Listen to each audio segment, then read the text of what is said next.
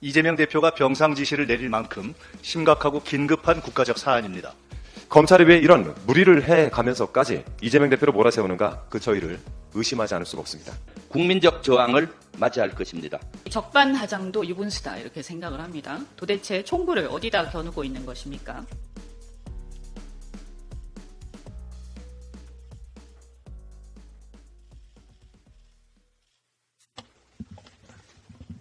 윤석열 정권의 독도 지우기 진상조사단을 즉시 출범시키겠습니다. 이재명 대표가 병상 지시를 내릴 만큼 심각하고 긴급한 국가적 사안입니다. 국토수호 차원에서 김병주 최고위원께서 단장을 맡게 될 것입니다.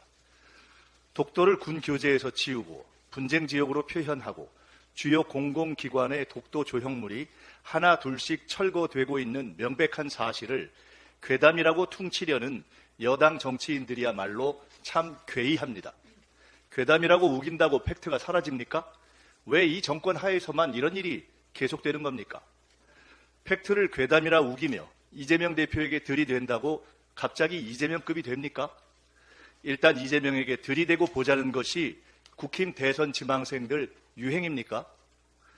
괴담이라 우기며 총구를 야당과 국민에게 돌릴 시간에 정부 여당과 국힘 지자체장들은 더 이상 독도를 지우는 괴이한 일이 일어나지 않도록 특별히 정신 차리기 바랍니다. 뉴라이트는 우리말로 친일 매국 병입니다. 민주당이 준비하고 있는 친일 공직자 금지법에는 어떤 형태로든 독도 지우기에 가담하거나 묵인한 친일 매국병 공공기관장에 대한 징계 조치도 포함될 것입니다. 지난 주말 한준호 최고위원과 함께 전남 곡성과 영광에 가서 지역 국회의원, 지방의원, 군수 출마자 등을 만나고 시장 방문 등 현지 사정을 살피고 왔습니다. 전남 지역은 민주당의 정치적 원천일 뿐만 아니라 이재명 대표의 에너지 고속도로 실현의 최우선 지역이기도 합니다. 특히 곡성은 인구 소멸 고위험 지역이고 영광은 지역자원시설세 등을 활용한 기본소득 실현의 최적지라는 점에서 민주당의 정책 선도 지역이 될 것입니다. 당은 한편으로는 혁신과 공정 경쟁이라는 원칙 하에 깨끗하고 유능한 후보를 내세우고 또 한편으로는 당 차원의 적극적 정책 지원으로 민주당만이 지역의 발전과 미래를 책임질 유일한 대안임을 확실히 하겠습니다. 저와 이한주 민주연구원장님을 포함한 당 지도부는 이번 주에 다시 현지를 방문해서 지역 기본소득 정책을 포함한 당 차원의 정책 구체화 작업을 시작할 것입니다.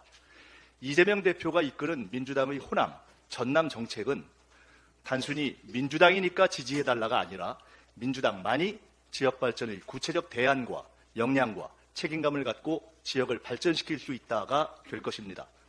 민주당은 이제 호남이 우리의 정치적 고향이니 무조건 당연히 도와달라고 지지를 부탁하는 정치 세력을 넘어 호남의 발전과 미래를 책임지는 비전과 역량을 갖춘 유일 정치 세력으로서의 책임을 다할 것입니다. 민주당과 이재명 대표가 호남을 발전시킬 것입니다. 지난 22일 뉴스타파가 쌍방울 대북성군과 관련한 검찰 시나리오의 신빙성을 완전히 뒤흔드는 보도를 냈습니다. 검찰의 주장은 이렇습니다. 이재명 당시 경기도지사의 방북 비용 300만 달러는 세 차례에 걸쳐서 지불됐는데 첫 번째 지불, 즉 70만 달러는 필리핀 마닐라에서 김성태 쌍방울 회장이 북측의 리호남이라는 대남 공작원에게 전달했다는 겁니다. 2019년 7월 필리핀 마닐라 콘레도 호텔에서 열린 제2차 아시아 태평양의 평화와 번영을 위한 국제대회를 계기로 그 돈이 오갔다. 이것이 검찰이 쓴 시나리오의 핵심입니다. 그런데 정작 돈을 받았다던 리호남은 필리핀에 없었습니다. 뉴스타파는 그 근거를 세 가지로 제시를 했습니다.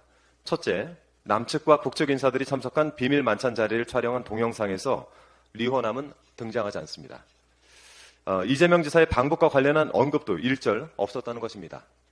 둘째, 국제대회를 총괄했던 김모 대표가 수차례 크로스 체크를 한 결과에 따르면 그 어떤 직원도 리호남을 보지 못했다고 합니다.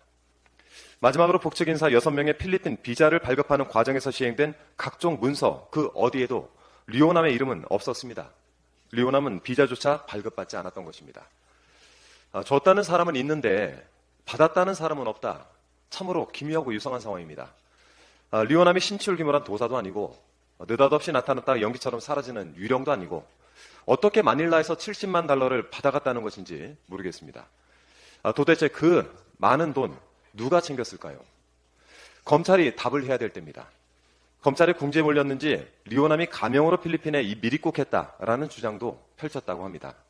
그 가명이 무엇이고 필리핀에는 언제 또 어떤 방식으로 입국해서 돈을 받아갔는지부터 입증해 보시기 바랍니다. 유죄 입증의 책임은 검사에게 있다는 점을 분명히 말씀드립니다. 기초가 튼튼해야 흔들리지 않는 법인데 지금 검찰의 주장은 바닥부터 흔들리고 있습니다.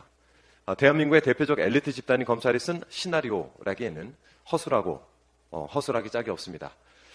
필리핀에 있을 수도 없었던 리오남에게 돈을 줬다는 검찰의 주장, 우리는 이런 것을 날조라고 부릅니다.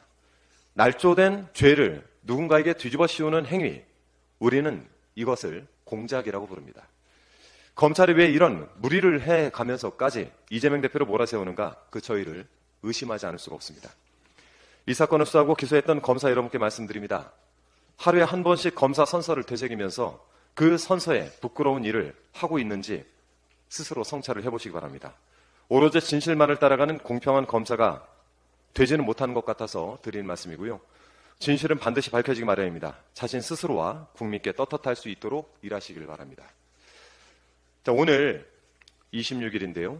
국민의 시선이 서울행정법원으로 집중될 것입니다. 방통위 방송문화진흥회 이사 임명 처분에 대한 집행정지 소송이 오늘 결론 날 전망입니다. 그동안 국회에서는 세 차례 청문회를 거치면서 이진숙, 김태규 이 2인 체제의 방통위가 얼마나 졸속으로 이사를 선임했는지를 밝혀낸 바 있습니다.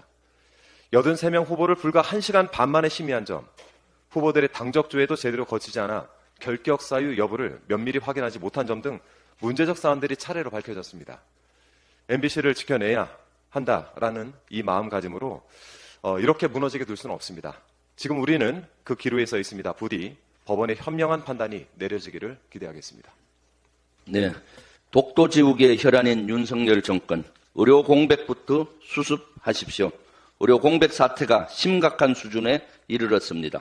윤석열 정권의 무능한 의료 정책과 관리 실패로 인해 초래된 결과입니다. 특히 추석 연휴를 앞두고 응급실 수요가 급증할 것으로 예상돼 국민의 불안감이 커지고 있습니다. 실제 보건복지부 통계에 따르면 추석 당일과 그 다음 날의 응급실 이용은 평상시 평일의 2배 수준입니다. 지금도 응급실 뺑뺑이로 국민의 원성이 하늘을 찌릅니다. 의료 시스템이 붕괴하면 정권 유지도 힘들 것이다. 누가 한 말인지 아십니까? 낙상사고 후 22곳의 응급실에서 진료를 거절당한 김종인 전 국민의힘 비대위원장의 말입니다. 범여권 인사가 이렇게까지 말할 정도면 윤석열 정권은 엄중하게 받아들여야 할 것입니다. 그렇지 않으면 국민적 저항을 맞이할 것입니다. 보건의료노조의 총파업 결정으로 추석 연휴 동안 응급실의 연쇄적인 휴업까지 우려되는 사항입니다. 국민의 생명을 지키는 것은 국가의 의무입니다. 한 달도 남지 않은 추석 의료 공백 수습을 거듭 촉구합니다. 네, 오늘로 국민의힘 한동훈 대표 체제가 한 달이 넘었습니다. 국민 눈높이를 계속 강조하셔서 조금 기대를 했습니다만 굉장히 실망스럽다라고 말하지 않을 수가 없습니다. 용산 눈높이에 맞춘 한 달, 이렇게 평가하지 않을 수 없습니다. 제3자 특검법 발의를 먼저 빨리 해달라, 말만 하지 말고 빨리 발의부터 해달라라고 여러 사람들이 그동안 얘기를 했습니다만 아직도 여전히 10명을 모으지 못하신 것 같습니다. 빨리 발의를 해주시기 바랍니다.